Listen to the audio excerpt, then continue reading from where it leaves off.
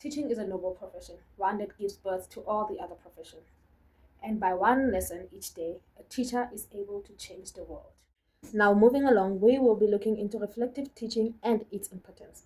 Now, as a teacher, it is important to reflect back after every lesson to ensure growth and improvement. Now, reflective teaching is a process whereby educators analyze or thoroughly analyze their teaching practices, experiences, and outcomes to improve instructions and student enhancement.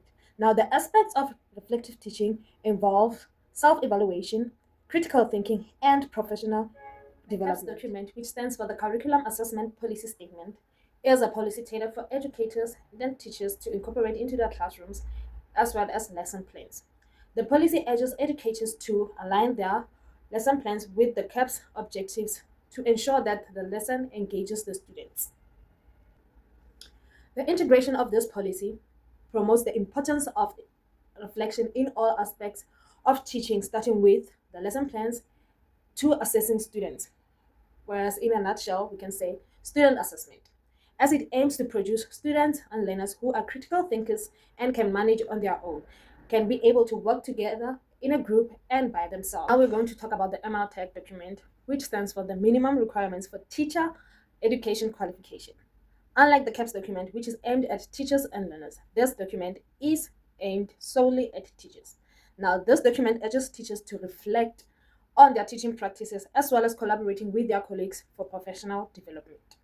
Now, it is of paramount importance to collaborate with your colleagues, other teachers from different schools, as well as in the same vicinity, to promote school development, engagement between learners, as well as the practice of teaching does not only happen one on one, with the teacher interacting with learners. Growth happens when resources are brought in place for growth and development. Now, collaborating with your colleagues within the same vicinity as where you work, as well as outside the school premises in other schools, can help everyone develop and grow professionally. Now, this does not only aim at teachers, but as well as learners. Because once the teacher grows professionally, they can impart that knowledge into their learners. As teaching is an ongoing learning profession, it does not change, it simply improves. We all know to everything that we do, there is an upside and a downside. Now, when it comes to reflective teaching, the benefits and challenges often oppose each other, but it is important to address them as time is still on our side.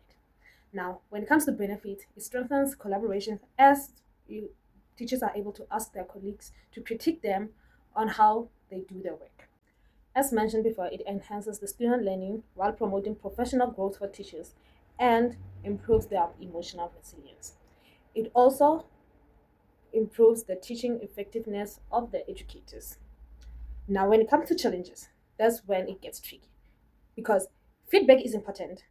However, it can be a downside for other people, as some of the colleagues can deliberately aim at the weaknesses, in turn demoralizing the teacher. Now, this can cause resilience to change, and in turn, this affects how the teacher engage with the learners and how they interact with their colleagues.